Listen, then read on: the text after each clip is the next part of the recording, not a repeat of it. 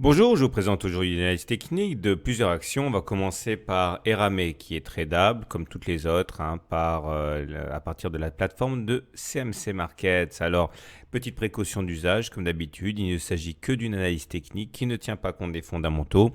Or, il faut partir de l'analyse fondamentale pour savoir s'il faut acheter ou vendre quelque chose. L'analyse technique n'est là que pour peaufiner et optimiser le point d'entrée et de sortie.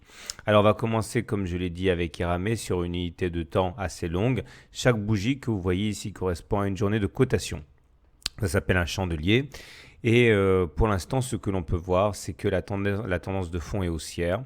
On le voit au fait que les pics, voyez-vous, sont ascendants et que les creux sont ascendants aussi. Donc ça veut dire qu'au regard de ce critère des pics et des creux, la tendance est haussière.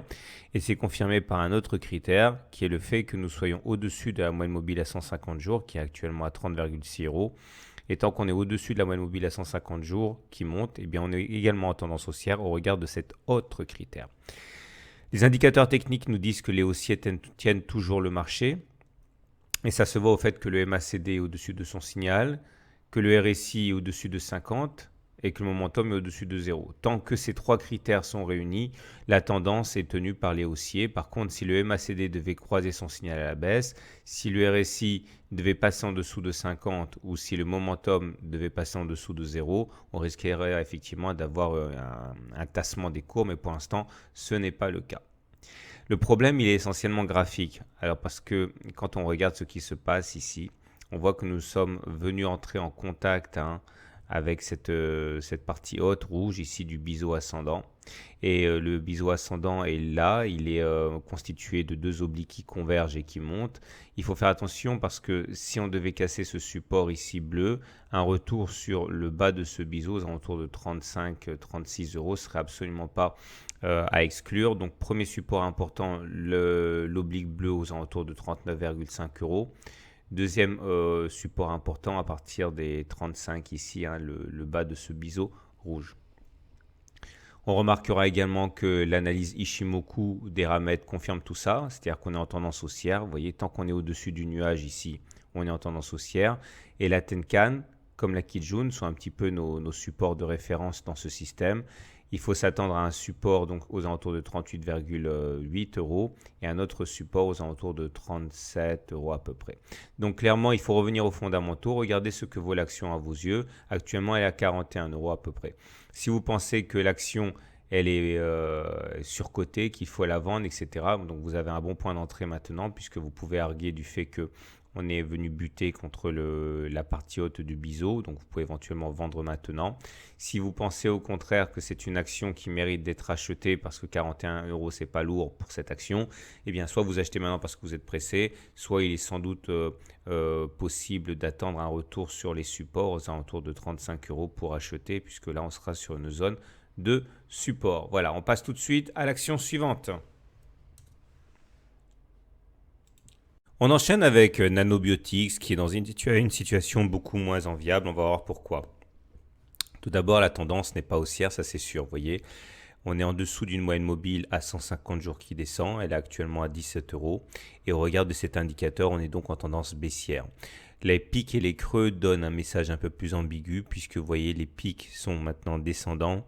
Mais les creux sont toujours ascendants. Donc au regard de cet indicateur technique, on n'est pas capable de savoir si la tendance est haussière ou baissière. Mais elle l'est au regard de la moyenne mobile à 150 jours. D'ailleurs, si on regarde les indicateurs techniques, à ce niveau, il n'y a pas véritablement de doute. Le MACD est en dessous de son signal, le RSI est en dessous de 50 et le momentum est en dessous de 0. C'est un triptyque qui annonce qu'effectivement ce sont les baissiers qui tiennent le marché et que c'est bien vers le bas qu'il faut regarder. Néanmoins, il y a un bémol, il y a une double divergence haussière. Regardez sur le RSI et sur le momentum, les creux sont montants, pendant que sur les cours, les creux sont descendants. Ça s'appelle une divergence haussière et ça montre que la tendance baissière en cours est fragilisée par ces éléments sur les indicateurs techniques. Graphiquement, c'est tout aussi ambigu puisque, vous voyez, on est à l'intérieur d'un biseau descendant.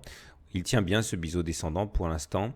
Un rebond justement nous amènerait à aller chercher la partie haute du biseau aux alentours de 15,7 euros. Et on a un support solide ici, un support oblique qui recueillerait les cours vers 14,2 € en cas d'attaque baissière plus prononcée.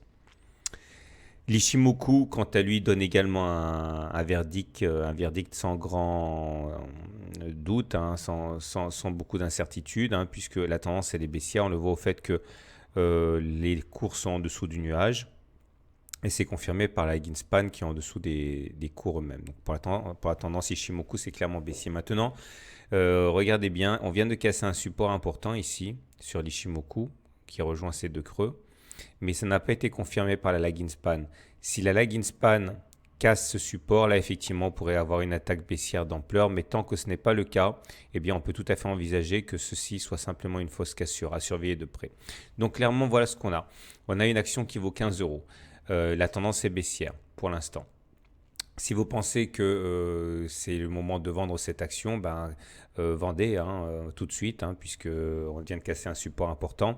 Maintenant, il faut savoir qu'il vaudrait mieux sans doute attendre que la lagging span, elle aussi, casse cette oblique, puisque c'est la confirmation de la cassure et c'est ça qui nous donnerait véritablement un coup d'accélérateur à la baisse. Donc là, actuellement, clairement, ça veut dire que tant qu'on se maintient au-dessus de 14,8 €, c'est dangereux de spéculer à la baisse.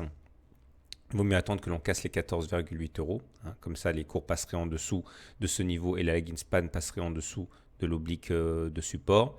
Maintenant, si vous voulez plutôt acheter parce que vous pensez que Nanobiotix c'est une action qui a de l'avenir, soit vous achetez tout de suite parce que vous êtes vraiment pressé, soit il serait peut-être sage d'attendre que l'on casse le biseau par le haut aux alentours donc de 15,8 € et là effectivement on risquerait d'avoir une impulsion haussière. Voilà. Il ne me reste plus à présent de vous souhaiter une bonne journée, de bons trades, à très bientôt pour une autre analyse technique.